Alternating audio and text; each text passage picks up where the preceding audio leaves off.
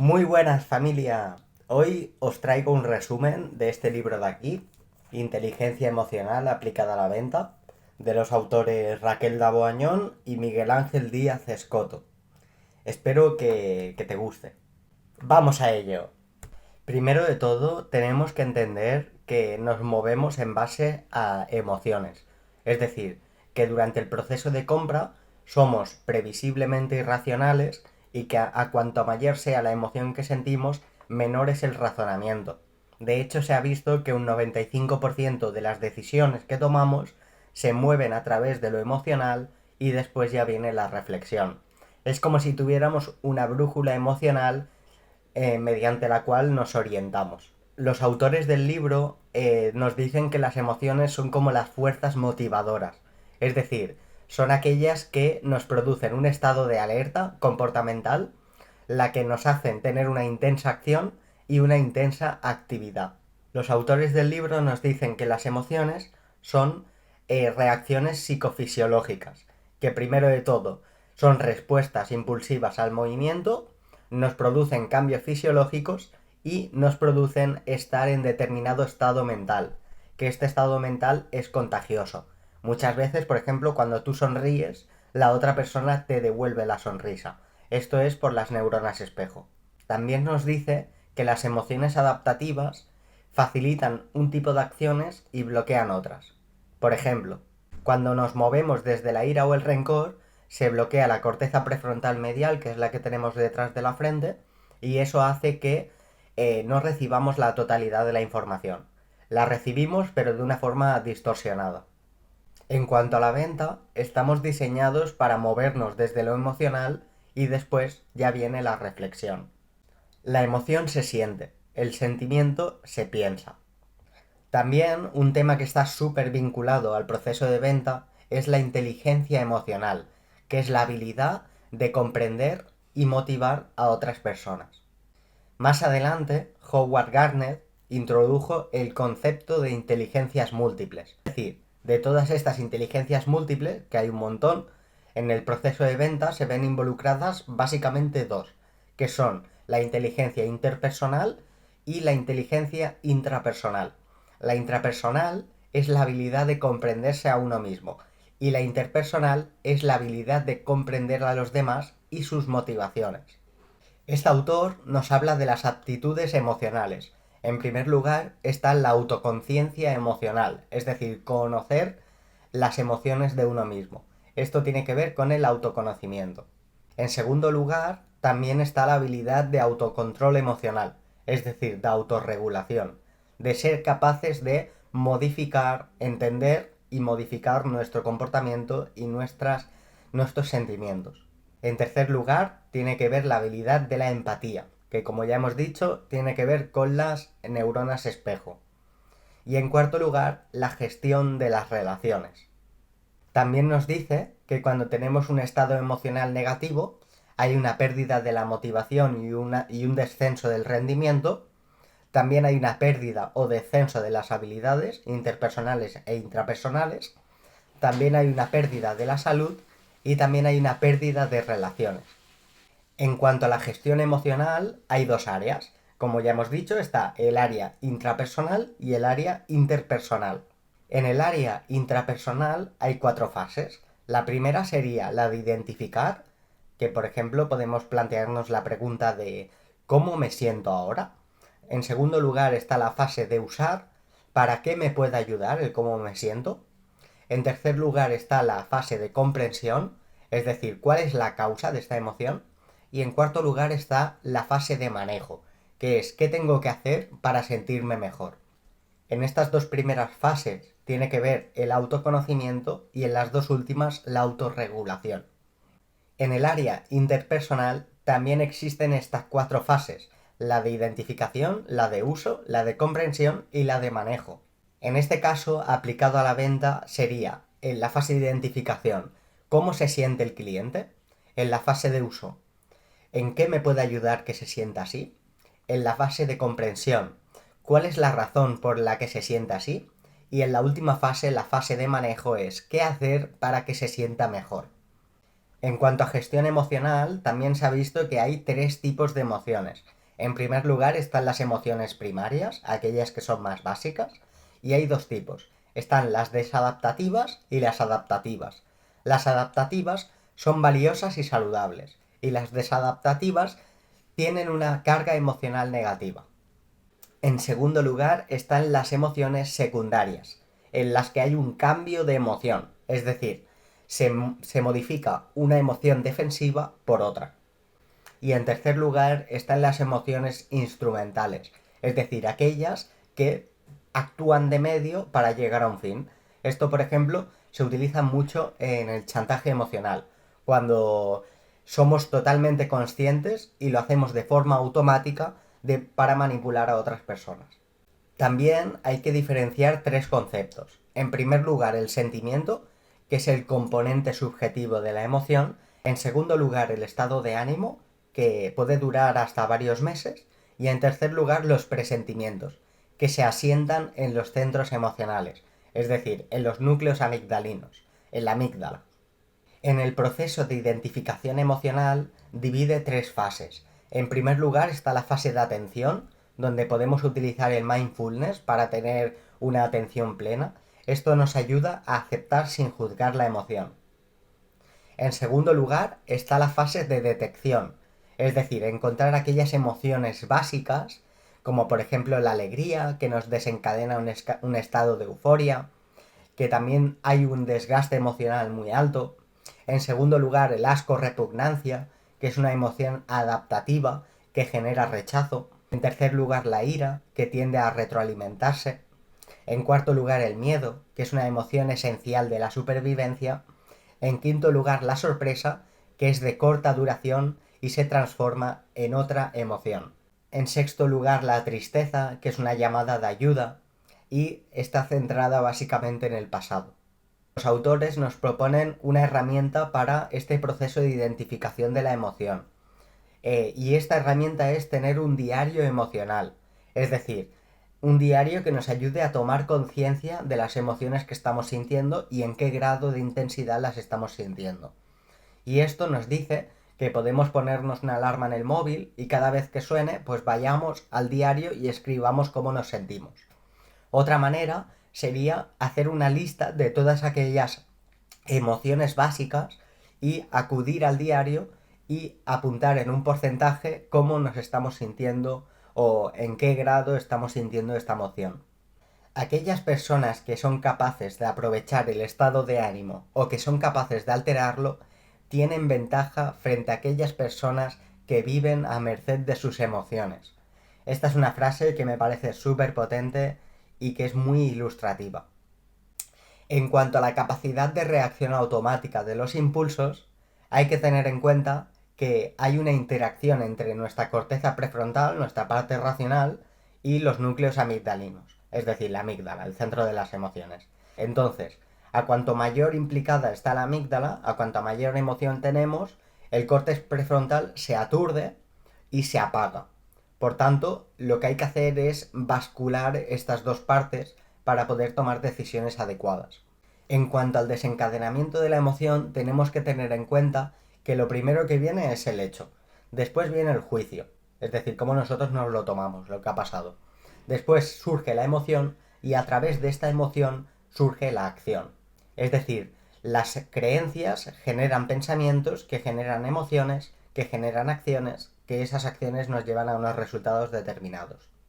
¿Qué podemos hacer cuando la corteza prefrontal se apaga? Pues para volver a activarla, lo que podemos hacer son dos cosas. En primer lugar, la comprensión emocional, es decir, tirar del hilo hasta averiguar la causa, el gatillo que ha hecho que se encienda esa emoción abrumadora, esa cascada emocional. Y en segundo lugar, utilizar herramientas que nos ayuden a reducir el impacto que tiene en nosotros esa emoción abrumadora. Algunas técnicas que nos pueden venir muy bien para activar de nuevo la corteza prefrontal sería, primero de todo, la regla de los 10 segundos. Es decir, tomarnos un tiempo muerto, contar hasta 10, porque eso se ha visto que los impulsos nerviosos tardan alrededor de 6 segundos en pasar de una estructura a otra. Entonces, al contar hasta 10, lo que hacemos es darle tiempo a que la información pase del cerebro emocional al cerebro racional. En segundo lugar, otra técnica que nos puede venir muy bien es la de respirar, lenta y profundamente, porque eso nos sitúa en el presente en el que el cuerpo y la mente se van relajando poco a poco. En tercer lugar estaría la herramienta de hacernos una pregunta, como por ejemplo, ¿cómo me puedo sentir en esta situación? ¿O qué opciones tengo? En cuarto lugar, la de disociarnos de la emoción, es decir, ver a la emoción como si fuera una nube que está ajena a nosotros, y esto nos puede venir muy bien pues para no identificarnos con ella y no vernos tan implicados. Y un ejemplo práctico de esto es, en lugar de decir estoy triste, estoy enfadado o estoy nervioso, decir siento tristeza, siento enfado, siento nerviosismo. Esto nos puede venir súper bien. Todas estas herramientas nos ayudan a tener un reseteo mental. Y ahora voy a mostrarte un esquema que es súper ilustrativo y que nos puede venir muy bien para entender cómo funciona todo este proceso. Vale, en el proceso de reseteo mental, en primer lugar vendría la fase de parar. Es decir, de tomarnos esos 10 segundos. Después vendría la fase de respirar. Es decir, situarnos en el presente. Olvidarnos del pasado y del futuro. En tercer lugar, la fase de percibir. Es decir, de hacernos una pregunta, por ejemplo, las que ya he comentado anteriormente. Después, la fase de reflexionar. Es decir, de pasar la información del cerebro emocional al cerebro racional. Y la última fase es la de responder, no reaccionar, sino responder. Y es un círculo que se retroalimenta. Primero paramos, respiramos, percibimos, reflexionamos y finalmente respondemos. En cuanto a la empatía, es la habilidad de sintonizar con los estados emocionales de otras personas. A través de las neuronas espejo, es como si tuviéramos un radar emocional que sintonizamos, igual que con la radio, pues con las frecuencias de las otras personas. Y todo esto surge en la ínsula, que es el centro de nuestro cerebro. Y en cuanto a la venta, que es de lo que va este libro, hay 3 conceptos que influyen directamente en la conexión emocional entre cliente y vendedor. Para que haya esta conexión emocional, en primer lugar tiene que haber una empatía cognitiva, es decir, un te comprendo. Para fortalecer esta conexión emocional también tiene que haber una empatía emocional, que sería un te siento. Y por último, tiene que haber también una preocupación empática, es decir, un te ayudo. Entonces, estas 3 cosas tienen que estar presentes para generar una conexión emocional con el cliente. Esto también se puede extrapolar a todas nuestras relaciones, ¿no? Te siento, te comprendo, te ayudo. También se ha estudiado incluso cómo interpretar el apretón de manos cuando nos saludamos. En primer lugar, hay una conexión entre la mano y la personalidad. Se ha visto que cuando damos la mano boca abajo, es decir, con la palma hacia abajo, estamos mostrando una señal de autoritarismo y dominancia. De hecho, puedes buscar en YouTube vídeos de Donald Trump dando la mano y veréis que es una persona que da la mano boca abajo y que además trae el brazo de la otra persona, bueno, que muestra una dominancia y un autoritarismo brutal. Es súper ilustrativa esa imagen. Míralo y ya me dirás en los comentarios qué te parece. Después se ha visto que cuando damos la mano con una tendencia boca arriba, la palma, es una sensación de como si estuvieras pidiendo disculpas o si tuvieras un sentimiento de arrepentimiento. Y después se ha visto que aquellas personas que dan la mano y tocan el codo están mostrando que tienen una relación estrecha con la otra persona, que hay una cierta comodidad. En cuanto a la venta, se ha visto que para que haya una compenetración con el cliente tiene que haber una parte de positividad, es decir, de confío.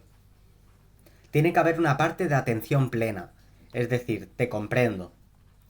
Y en esta fase, en este concepto, podemos utilizar habilidades relacionadas con la escucha activa, como el contacto visual, el parafraseo, el asentimiento o hacer preguntas. Y en último lugar está la sincronicidad, que es el te siento.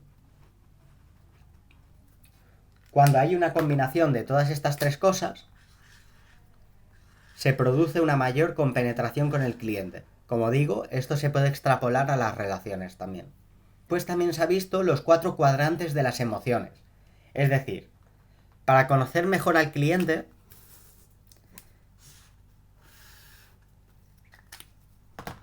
aquí iría la energía que desprende esa persona, aquí iría la emoción, aquí la parte más positiva y aquí la emoción más negativa, y se ha visto que hay 4 zonas en las que se sitúan las personas. En primer lugar está la zona de ambición. Ambición. En segundo lugar, la zona de resignación. En tercer lugar, la zona de pasión. Y en cuarto lugar, la zona de confort. Y la habilidad del vendedor está en pasar al cliente de esta zona a esta, es decir, hacerlo cambiar de zona. Y por último, se ha visto también que hay una escalera de influencia positiva en el cliente. ¿En qué consiste esta escalera? Pues te lo muestro. En el primer escalón estaría la observación. Es decir, como hemos dicho, aplicar técnicas de atención plena. Es decir, observar cuáles son sus inquietudes, sus miedos, sus sentimientos. En la segunda escalera, en el segundo escalón, está la aceptación. En tercer lugar, la comprensión. En cuarto lugar, la fase de pregunta, que aquí es donde despertamos el deseo, la curiosidad. Lo voy a apuntar por aquí.